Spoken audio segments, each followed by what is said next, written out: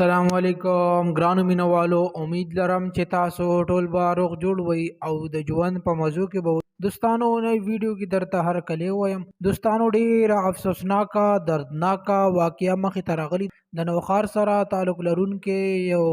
ظالم زوی راپاسېدل او خپل پلار یې ډیر په بېدردۍ سره قتل کړو دوستانو ولې قتل کړو او د قتل کېدو اصل وجه څه وه دوستانو مکمل معلومات تر سره په دې ویډیو کې شریکوم زموږ ویډیو در سره پوره وګورئ چې د مکمل معلومات نه خبر شي دوستانو ویډیو کتو نه مخکې که تاسو زموږ په دې چینل کې نوي وئ نو زموږ د چینل مخه در سره ضرور سبسکرایب کړئ چې زموږ کومه نوې ویډیو راځي چې هغه تاسو ته په اسانۍ سره در رسي او د دې سره د ټالۍ نشانه مو چې تاسو د تازه معلومات نه زر تر زره خبرېږئ دوستانو ډېره افسوسناکه دردناکه واقعه مخې ته راغلي د نوخار سره تعلق لرونکی ظالم پلار راپاسېدل او خپل ظالم زوی راپاسېدل او خپل پلار یې ډېر په بېدردۍ سره قتل کړو دوستانو چې کله ورسره یوسف جان انټرویو کوي د زوی سره نو چې پلار دې ولې قتل کړو نو زوی دا خبره کوله چې د سره زما په پیسو لانجه وه او ما ته پیسې نه راکولې چې د دې په وجه باندې زه دومره مجبور شوم چې ما خپل پلار قتل کړو او ما ورنه د موټر سایکل اغشتو دپاره پیسې وختلي